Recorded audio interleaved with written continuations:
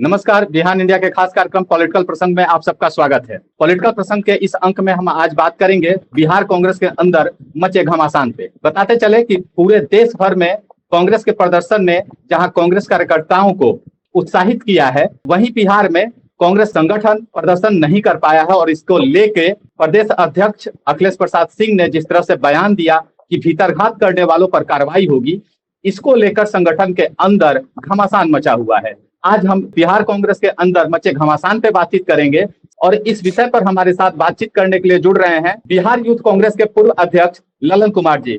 Lalan sir, बहुत बहुत स्वागत है आपका। नमस्कार, धन्यवाद। सबसे पहला सवाल, बिहार कांग्रेस के हार के कारण क्या रहे हैं सर? नहीं, हार का कारण तो जनता इसका जवाब देगी। हम लोगों ने अपने किए हुए कार्यों को लेकर और कांग्रेस का देश के संबंध में जो भूमिका रही है, देश के विकास में, देश की आज़ादी में, और मनमोहन सिंह यूपीए 1 और यूपीए 2 ने जो कार्य किया था राहुल गांधी जी के दिशा निर्देश से, मनमोहन सिंह जी के नेतृत्व में, उनके बारे में हम लोगों ने बताया। और जनता चुनाव लड़ी। इस बार तो आप जानते हैं कि कांग्रेस पार्टी के साथ जनता भी चुनाव लड़ी और हम लोगों को अच्छा वोट का इजाफा हुआ। राहुल गांधी जो हैं यूपी को विशेष धन्यवाद दे रहे थे। मेरा सवाल यही था कि बिहार कहाँ चूक गया, बिहार कांग्रेस क्यों चूक गया? नहीं, प्रदर्शन यूपी की तरह नहीं हुआ। जैसे इंसान के हाथ में पांचों उंगली एक समान नहीं होती है, इसलिए ये नहीं कहा जा सकता है कि यूपी का जो प्रदर्शन हुआ वो बिहार में भी होना चाहिए। लेकिन बिहार ने भी बहुत अच्छा प्रदर्शन किया। हम एक थे, एक से हम 3 नहीं बल्कि 4 ही माना जाए। पूर्णिया को भी हम लोग 4 ही मानते हैं, तो हम लोग तो 4 सीट पर जीते। हमारा तो 1 से हम 4 हुए, तो मेरा अच्छा परफॉर्मेंस है। प्रदेश नेतृत्व जो है, खासकर प्रदेश अध्यक्ष अखिलेश प्रसाद सिंह ने प्रेस कॉन्फ्रेंस के दौरान ये कह दिया कि भीतरघात हुआ है और भीतरघात करने वालों पे कार्रवाई की जाएगी। इसके बाद से पूरे कांग्रेस के संगठन में खलबली मची हुई है। खासकर आप देखेंगे पश्चिम चंपारण में एक कार्यकर्ता आपके डॉक्टर गौतम जी हैं, ओबीसी प्रकोष्ठ के अध्यक्ष रहे हुए हैं, उनको जिला पार्टी ने निकाल दिया। अब वो सवाल कर रहे हैं कि जिला को कहां से अधिकार है कि प्रदेश स्तर के एक अधिकारी को निकाल दिया जाए। उसके अलावा आपके भागलपुर से भी इस तरह की खबरें आ रही हैं। भागलपुर में जो प्रत्याशी थे पूर्व सीएलपी लीडर अजीत शर्मा जी, उन्होंने हार की जिम्मेवारी भागलपुर के अध्यक्ष परवेज जी पर डाल दी है। क्या कहना चाहेंगे सर इस पे? कांग्रेस के अंदर इस तरह का घमासान क्यों मचा हुआ है? देखिए, अजीत शर्मा जी हमारे पार्टी के वरिष्ठ नेता हैं और उन्होंने क्या कहा इस पे गौर करने की बात नहीं है। और हर कार्यकर्ता, कांग्रेस के कार्यकर्ता, वो सारे कार्यकर्ता आदरणीय राहुल गांधी जी के एक ध्वजा के नीचे के नेतृत्व को स्वीकार करते हैं और सब लोगों ने ईमानदारी से काम किया। विडंबना ये है कि वरिष्ठ नेता को निश्चित तौर से रिस्पॉन्सिबिलिटी देनी चाहिए थी और वो कहीं ना कहीं संगठन के स्तर पर ये चूक रहा।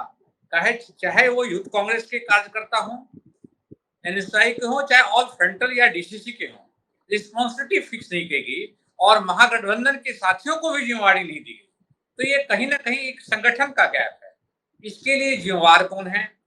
इसके लिए स्टेट प्रेसिडेंट को मीटिंग लेनी चाहिए और फिक्स करना चाहिए रिस्पॉन्सिबिलिटी की, जो जिम्मेवार है उस पर कार्रवाई होनी चाहिए। लेकिन चूंकि मैं उसी इलाके से आता हूँ, मुझे भी ये नहीं पता था कि भागलपुर के पार्लियामेंट कंस्टिट्यूंसी में या बांका पार्लियामेंट कंस्टिट्यूंसी में महागठबंधन चुनाव लड़ रही है, तो किस कार्यकर्ता की क्या भूमिका है। तो यह एक जो ड्राइंग रूम पॉलिटिशियन बैठे हुए हैं, जो बैठ के वार रूम से अपने चहेते लोगों को इम्पोर्टेंट दिए, ये जांच करना चाहिए और ये एक जांच का मुद्दा है और अध्यक्ष जी को निश्चित तौर से जांच करना चाहिए और ड्राइंग रूम में बैठे पॉलिटिशियन पर कार्रवाई होनी चाहिए। जिस तरह से प्रदेश कांग्रेस के अध्यक्ष अखिलेश प्रसाद सिंह ने अपना बयान दिया कि भीतरघात हुआ है, कुछ लोगों का कहना है कि प्रदेश के जो लीडर हैं वो अपनी गलतियों पर पर्दा डालने के लिए आम कार्यकर्ताओं पर आरोप लगा रहे हैं। यह भीतरघात का नहीं बल्कि अंतर्कलह का मामला है। क्या मानते हैं आप इस बात को? गौतम जी को निलंबित करके खाना पूर्ति करना या पार्टी से निष्कासित करके खाना पूर्ति नहीं करना, रिस्पॉन्सिबिलिटी ये होती है कि पार्लियामेंट कंस्टिट्यूंसी में हम लोग 9 जगह चुनाव लड़ रहे थे कांग्रेस पार्टी। इस पार्लियामेंट कंस्टिट्यूंसी से जो माननीय विधानसभा के सदस्य रहे हों या ना रहे हों, या जो वरिष्ठ कार्यकर्ता थे, उनकी भूमिका क्या थी। मान लीजिए माननीय अध्यक्ष जी के पुत्र आकाश कुमार जी युवा नेता हैं, वो चुनाव लड़ रहे थे, तो महाराजगंज में अध्यक्ष जी को पहले ये देखना चाहिए कि वहाँ के वरिष्ठ नेता जो कांग्रेस पार्टी के हैं या वहाँ के वरिष्ठ माननीय विधायक या वरिष्ठ पूर्व विधायक या पूर्व लोकसभा सांसद सदस्य, उनकी जिम्मेवारी क्या थी और वो कहाँ थी। एक कार्यकर्ता को बलि करके निष्कासन करके खाना पूर्ति नहीं होनी चाहिए। वैसे वरिष्ठ लोगों पर भी कार्रवाई होनी चाहिए, जिससे कार्यकर्ता और उसमें एक समावेश बन सके कि नहीं, अगर हम गलती करते हैं तो हम पे भी कार्रवाई होती है और सीनियर अगर करते हैं तो उससे कार्रवाई होती है। ये निश्चित तौर से करना चाहिए, तभी कांग्रेस पार्टी में अनुशासन बहाल होगी और अनुशासन समिति को सौंपना चाहिए और उसमें कार्रवाई। आप ये कह रहे हैं कि कांग्रेस पार्टी के अंदर जहां जहां चुनाव हो रहे थे, जिसमें प्रदेश अध्यक्ष खुद इन्वॉल्व भी थे, महाराजगंज की सीट पे मैं महाराजगंज पे घूमा भी था, आप ये कह रहे हैं कि प्रदेश अध्यक्ष और बाकी लोगों ने किसी और को, दूसरे को जिम्मेवारी नहीं दी, और फिर आप दूसरी बात ये कह रहे हैं कि प्रदेश अध्यक्ष को इसकी जांच करनी चाहिए और कार्रवाई करनी चाहिए। करेगा कौन? अगर प्रदेश अध्यक्ष पे ही आप आरोप लगा रहे हैं तो फिर जांच कौन करेगा? आप गलत मैनिपुलेट कर रहे हैं। मैंने अध्यक्ष जी पर मैं नहीं कर रहा हूँ। जिम्मेवारी दीना पार्लियामेंट कंस्टिट्यूंसी के जो उनके इंचार्ज थे उनका काम है जी। उनका काम है कि उसके कार्यकर्ता कौन है, किसी जिले के कार्यकर्ता कौन है, उनकी क्या है। माननीय अध्यक्ष को ये कहना है, मेरा आग्रह है कि जो उस लोकसभा क्षेत्र के वरिष्ठ नेता थे उनकी भूमिका क्या रही, चाहे वो एक वरिष्ठ कार्यकर्ता हो, चाहे वरिष्ठ माननीय विधायक हो, चाहे वरिष्ठ पूर्व विधायक हो, चाहे पूर्व लोकसभा सांसद सदस्य हो, उनकी क्या भूमिका हुई थी, उनकी जिम्मेवारी फिक्स होनी चाहिए, उन पे कार्रवाई फिक्स होनी चाहिए। मैं अध्यक्ष जी के किसी निर्णय पर मैं कोई सवाल नहीं उठा रहा हूँ। सवाल हमारा है कि एक गौतम पे कार्रवाई करके खाना पूर्ति नहीं होनी चाहिए, वैसे लोगों पर भी कार्रवाई होनी चाहिए जो पार्टी के भूमिका में रह के उन्होंने भूमिका का निर्वहन नहीं किया, वैसे लोगों पे कार्रवाई होनी चाहिए। मेरा दो सवाल है यहाँ।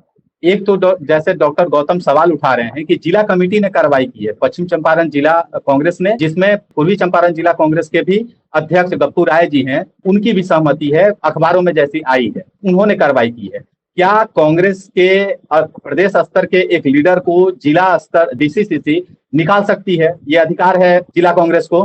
डीसीसी ने रिकमेंडेशन किया हुआ है, निर्णय तो निकालने का अनुशासन समिति को निर्णय करना है।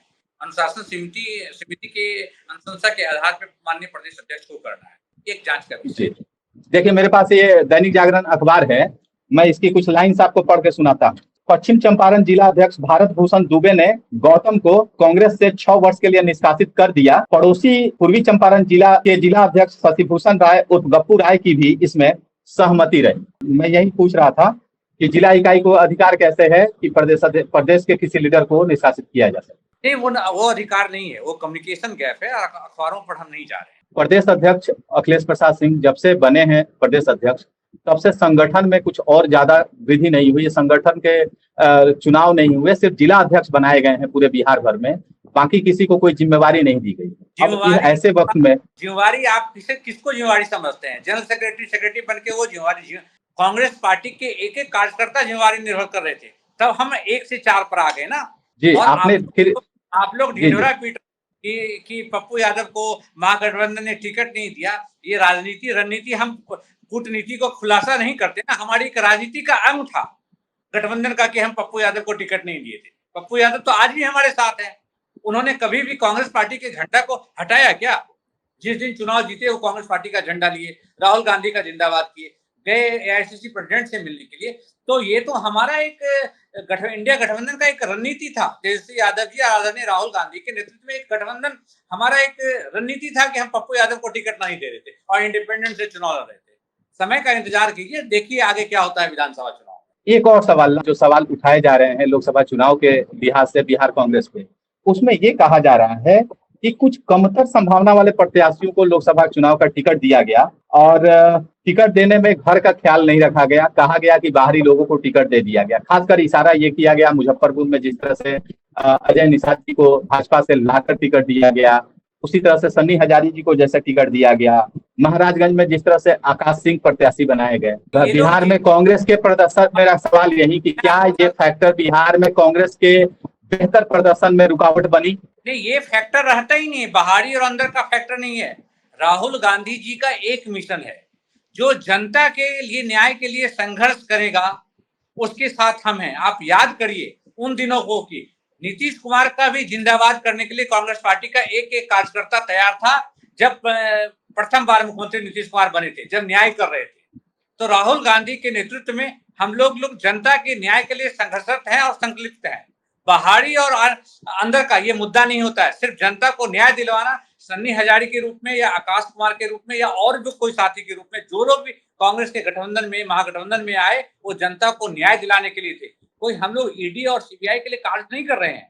इनके कार्यकर्ता क्या कर रहे हैं वो आपको पता है। 2 दिन में रिजल्ट पता चल जाएगा, समय का इंतजार करिए।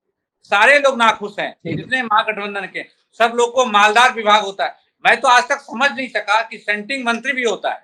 जो भी विभाग मिलता है उसमें आप काम करिए, ईमानदारी से काम कीजिए। सब लोग भाजपा और पार्टी हाय तौबा मचा रही है कि कोई विभाग अच्छा नहीं मिला, फलाने मंत्री को अच्छा विभाग नहीं मिला, पंचायती राज में काम नहीं। अरे पंचायती राज में तो बहुत काम है, पूरे देश और राज्यों में काम करिए आप। एक सवाल और 2 सवाल मैं लास्ट में लूंगा। एक सवाल पहला कि आपने जिस तरह से बताया कि लोकसभा चुनाव में पार्टी कार्यकर्ताओं का पार्टी कैंडिडेट के बीच में समन्वय नहीं रहा, जिसके कारण आपने भागलपुर सीट की जिक्र किया, जिसके कारण आपने महाराजगंज सीट का जिक्र किया और अन्य जगह भी लोकसभा चुनाव में हार हुई। अब तुरंत ही आगे बिहार में विधानसभा चुनाव होंगे। अगर इसी तरह की कमी रही तो आप बिहार कांग्रेस जो है विधानसभा चुनाव में कैसे प्रदर्शन अच्छा कर पाए? क्या करना चाहिए बिहार कांग्रेस? सर, मेरा ये कहना था कि इस लोकसभा चुनाव के परिणाम के परिप्रेक्ष्य में बिहार में होने वाले ये आकलन लगाया जा रहा है कि बिहार का विधानसभा का चुनाव कभी भी हो सकता है। जिस तरह से नीतीश कुमार जी की मर्जी थी कि जल्दी से जल्दी चुनाव हो जाए, बिहार का विधानसभा को भंग किया जाए, खबरें उड़ती रहती है और बिहार के सीएम नीतीश कुमार एक अच्छे बार्गेनिंग पोजीशन में दिखते हैं। तो अगर ये चुनाव हो जाए तो कितनी तैयार है कांग्रेस पार्टी? देखिए, कांग्रेस पार्टी और हमारा महागठबंधन हर समय जनता का संघर्ष करते हैं। निश्चित तौर से इंडिया गठबंधन के जो सर्वमान्य नेता हैं बिहार और देश के स्तर पे, उस ड्राइंग रूम पॉलिटिशियन को पहचानना होगा इंडिया गठबंधन के हर एक पार्टी को। अगर जब तक ड्राइंग रूम पॉलिटिशियनों को तरजीह दी जाएगी तो फिर नुकसान होगा। और आदरणीय तेजस्वी यादव अगर इस राज्य का मुख्यमंत्री बनना चाहते हैं तो निश्चित तौर से उस ड्राइंग रूम पॉलिटिशियन को, कांग्रेस पार्टी के ड्राइंग रूम पॉलिटिशियनों को पहचानना होगा और उसको दरकिनार करना होगा। तभी हम खोई हुई प्रतिष्ठा को वापस ला सकते हैं। खुल के बता दीजिए कौन है ये drawing room politician? Manoj Jha पे आप जिक्र कर रहे हैं, संजय यादव का जिक्र कर रहे हैं आप? नहीं, आप किनकी बात कर रहे हैं मुझे नहीं पता, लेकिन मैं इतना जानता हूं जो संगठन के लिए, विकास के लिए, संगठन के लिए काम नहीं किया, उन लोगों को दरकिनार करना चाहिए। अगर आपको हमारा वीडियो पसंद आया हो तो बिहार इंडिया के चैनल को लाइक कीजिए, सब्सक्राइब कीजिए और अपने परिवार और अपने दोस्तों के साथ शेयर करना ना भूलें। साथ ही हमारा बेल आइकन भी जरूर दबाएं और हमारा चैनल ट्विटर, फेसबुक और यूट्यूब पे है, तो तीनों जगह अपना सपोर्ट जरूर दिखाएं।